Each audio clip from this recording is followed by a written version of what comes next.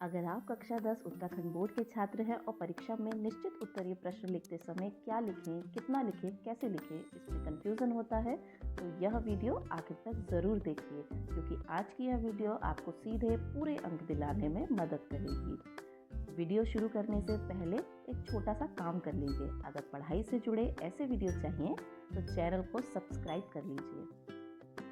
नमस्कार बच्चों, और आप देख रहे हैं हमारा चैनल, जहां हम उत्तराखंड बोर्ड कक्षा 10 के लिए NCERT आधारित आसान और एग्जाम से जुड़ी वीडियो लाते हैं। आज की इस वीडियो में हम निश्चित उत्तरीय प्रश्न पढ़ेंगे जो परीक्षा में बार बार पूछे जाते हैं और जिनसे आप आसानी से अंक पक्के कर सकते हैं। प्रश्न संख्या पहला, जो बहुत महत्वपूर्ण है। एफ्रो अमेरिकन से आप क्या समझते हैं? एफ्रो अमेरिकन वे लोग होते हैं जिनका मूल अफ्रीका में है और जो अमेरिका में रहते हैं। इनके पूर्वजों को दास प्रथा के समय अफ्रीका से अमेरिका लाया गया था। इन्होंने बाद में समान अधिकारों के लिए संघर्ष किया। तो जो एफ्रो अमेरिकन थे वो कौन लोग थे? ये अफ्रीका के लोग थे जो कहाँ रहते थे? अमेरिका में रहते थे। और इनके जो पूर्वज थे उनको दास बना के कहाँ लाया गया था? अफ्रीका से अमेरिका लाया गया था। और बाद में इन लोगों ने क्या किया? इसके खिलाफ आवाज़ उठाई और समान अधिकारों के लिए संघर्ष किया। प्रश्न संख्या 2, गिल्ड से क्या अभिप्राय है? इनके 2 प्रमुख कार्यों का उल्लेख कीजिए।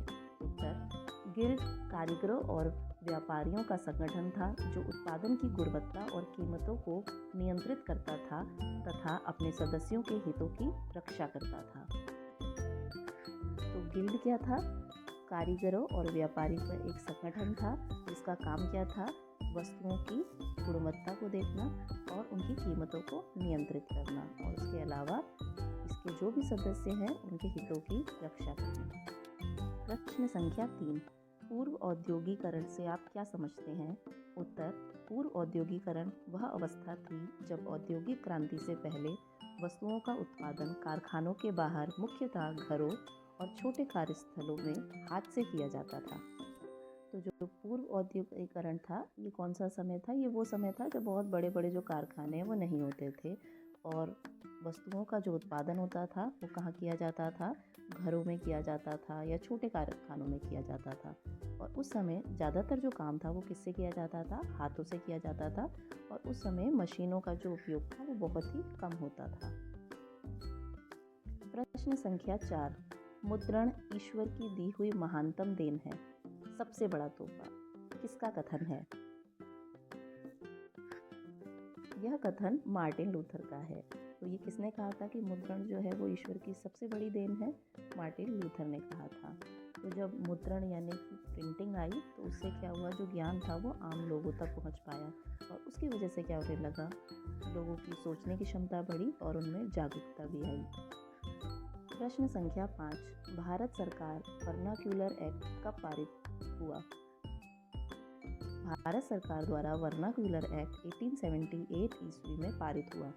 तो जो वर्नाक्यूलर एक्ट था वो कब पास हुआ था? 1878 में पास हुआ था। इसका उद्देश्य क्या था? जो भी भारतीय भाषा में जो भी समाचार पत्र उस समय छपा करते थे तो अंग्रेजी सरकार क्या चाहती थी कि उनको दबाया जा सके, और जिसकी वजह से क्या हो सकता था? भारतीय जनता की जो आवाज़ थी ये उसको रोकना चाहती थी। प्रश्न संख्या 6, यूरोप में प्रिंटिंग प्रेस का आविष्कार किसने किया? इस प्रेस में छपने वाली प्रथम पुस्तक का नाम बताइए। उत्तर, यूरोप में प्रिंटिंग प्रेस का आविष्कार गुटेनबर्ग ने 1448 ईस्वी में किया तथा उसने इस प्रेस में सर्वप्रथम बाइबल छापी। तो प्रिंटिंग प्रेस का जो आविष्कार किया गया था वो किसके द्वारा किया गया था? गुटेनबर्ग द्वारा किया गया था। कब किया गया था? 1448 में किया गया था। और इसमें जब किताब जो छपी तो वो पहली किताब कौन सी छापी गई थी? बाइबल को छापा गया था, जिसकी वजह से क्या हुआ था? ज्ञान का जो प्रसार था वो बहुत तेज़ी से होने लगा। बच्चों, अभी तक आपको जो भी प्रश्न यहाँ पे बताए गए हैं आपको उन प्रश्नों का उत्तर परीक्षा में इसी भाषा और इसी लेंथ में लिखना है ताकि आपको पूरे अंक मिल सके। और ये जो उत्तर आपको बताए जा रहे हैं NCERT की भाषा पर आधारित है, इसलिए एग्जाम पॉइंट ऑफ व्यू से बहुत ही इम्पोर्टेंट है। प्रश्न संख्या 7, मुद्रण की पहली तकनीक किस देश में विकसित हुई? उत्तर, चीन में। मुद्रण की पहली तकनीक का विकास कहाँ हुआ था? चीन में हुआ था। और इस समय जो किताबें जो भी छापी जाती थी वो लकड़ी के ब्लॉक से छापी जाती थी, और बाद में धीरे धीरे क्या हुआ, ये चीन से अन्य देशों में जैसे कोरिया, जापान और यूरोप में भी फैलने लगी थी। यहाँ तक अगर आपको समझ आ रहा है तो वीडियो को लाइक ज़रूर कर दीजिए ताकि मुझे मोटिवेशन मिले और मैं ऐसे ही वीडियो और ला सकूँ। और कमेंट में लिखिए मैं उत्तराखंड बोर्ड का स्टूडेंट हूँ, ताकि मुझे पता चले आप कौन कौन से बोर्ड से यहाँ पे आए हुए हैं। प्रश्न संख्या 8, जापान की प्राचीनतम मुद्रित पुस्तक कौन सी है? उत्तर, डायमंड सूत्र। परीक्षा की दृष्टि से ये प्रश्न बहुत इम्पोर्टेंट है। तो जापान की पहली जो मुद्रित पुस्तक थी वो कौन सी थी? डायमंड सूत्र थी, जिसमें ये बौद्ध धर्म से जुड़ी हुई जो भी बातें हैं वो लिखी गई हैं, यानी कि एक धार्मिक ग्रंथ है। और जापान में जो मुद्रण की जो तकनीक थी वो बहुत ही पहले शुरू हो चुकी थी। प्रश्न संख्या 9, केसरी समाचार पत्र का प्रकाशन किसके द्वारा किया गया था? उत्तर, बाल गंगाधर तिलक द्वारा। तो जो केसरी नाम का जो समाचार पत्र था उसका प्रकाशन किसके द्वारा किया गया था? तिलक के द्वारा किया गया था। इस अखबार की वजह से क्या हुआ, लोगों के मन में देशभक्ति की भावना जागी, और साथ में ही इस समाचार पत्र ने स्वतंत्रता आंदोलन में भी बहुत ही महत्वपूर्ण भूमिका निभाई। प्रश्न संख्या 10, ये भी परीक्षा की दृष्टि से बहुत ही महत्वपूर्ण प्रश्न है। 1890 के दशक में अफ्रीका में पहले विनाशकारी पशु रोग का क्या नाम था? तो इस रोग का क्या नाम था? Rinder paste. तो अफ्रीका में एक बहुत बड़ी महामारी फैल गई थी 1890 के दशक में, जिसका नाम था रिंडर पेस्ट। इसकी वजह से क्या हुआ था, अफ्रीका में लाखों पशुओं की मृत्यु हो गई थी, जिसका सीधा असर जो था वो किसानों की आजीविका पे भी पड़ा था। प्रश्न संख्या 11, भारत में सर्वप्रथम प्रिंटिंग प्रेस कौन लाया? उत्तर, पुर्तगाली मिशनरी। तो भारत में सर्वप्रथम जो प्रिंटिंग प्रेस थी वो किसके द्वारा लाई गई थी? पुर्तगाली मिशनरियों के द्वारा लाई गई थी। और ये सबसे पहले कहाँ लाई गई थी? गोवा में लाई गई थी। इससे भारत में जो किताबें थी और धार्मिक ग्रंथ जो थे वो छपने लगे थे, और यहीं से भारत में जो मुद्रण यानी कि प्रिंटिंग की जो शुरुआत हुई थी वो यहीं से हुई थी। परीक्षा की दृष्टि से ये प्रश्न भी बहुत महत्वपूर्ण है। प्रश्न संख्या 12, सिल्क मार्ग द्वारा संसार के कौन से भाग आपस में जुड़े थे? उत्तर, सिल्क मार्ग के द्वारा एशिया, यूरोप और उत्तरी अफ्रीका के विभिन्न भाग आपस में जुड़े हुए थे। तो जो सिल्क मार्ग था उसने संसार के बहुत सारे भागों को आपस में जोड़े हुआ था, जैसे एशिया, यूरोप, उत्तरी अफ्रीका, ये सारे भाग जो थे सिल्क मार्ग द्वारा जुड़े हुए थे। इस मार्ग द्वारा क्या किया जाता था, जो रेशम है, मसाले हैं या बहुत सारी अन्य वस्तुएं थी उनका व्यापार किया जाता था। और सिर्फ सामान का ही व्यापार नहीं होता था, बल्कि इस वजह से संस्कृति और विचारों का भी आदान प्रदान किया जाता था।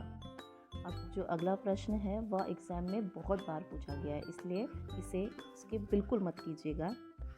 प्रश्न है, सन 1919 में लागू किए गए किस अधिनियम को काला कानून के नाम से पुकारा गया? उत्तर, सन 1919 में लागू किए गए रॉलेट एक्ट को काला कानून कहा गया। ये जो प्रश्न है परीक्षा में कई बार 3 नंबर के क्वेश्चनों में आपसे पूछा गया है, तो इसको आप 3 नंबर के हिसाब से भी हमारी लॉन्ग वीडियोस में देख सकते हैं। संक्षिप्त टिप्पणी में ये हमने कराया हुआ है। तो सन 1919 में क्या हुआ था, रॉलेट एक्ट, जिसको काला कानून भी कहा गया, इसको पास किया गया था। इसमें अंग्रेज़ों ने क्या किया, बिना मुकदमे में किसी भी व्यक्ति को क्या किया जाता था, 2 साल के लिए जेल में डाल दिया जाता था। और इस कानून को पूरे देश में विरोध किया गया, और इस कानून के आने की वजह से पूरे देश में असंतोष फैल गया। प्रश्न संख्या 14, शहरीकरण से आप क्या समझते हैं? उत्तर, शहरीकरण का मतलब है लोगों का गांव से शहर की ओर जाना और शहरों का बढ़ना। तो शहरीकरण क्या है? शहरीकरण एक ऐसी अवस्था है जिसमें लोग क्या करते हैं, गांव से शहरों की ओर चले जाते हैं। इससे क्या होता है, शहरों का विस्तार होता है, शहर बढ़ते हैं, यानी कि वहाँ की जनसंख्या बहुत बढ़ती है और शहरों का विकास भी हमें देखने को मिलता है। प्रश्न संख्या 15, यंग इटली की स्थापना कब और किसने की? उत्तर, यंग इटली की स्थापना 1831 में जुत्सेपी मैज़नी ने की थी। अगर आप ये सारे प्रश्न ध्यान से सुन रहे हैं तो एग्ज़ाम में ये सवाल आपके लिए आसान हो जाएंगे। वीडियो को स्किप मत कीजिएगा। तो जो यंग इटली थी उसकी स्थापना किसके द्वारा की गई थी? जुत्सेपे मैज़नी के द्वारा की गई थी।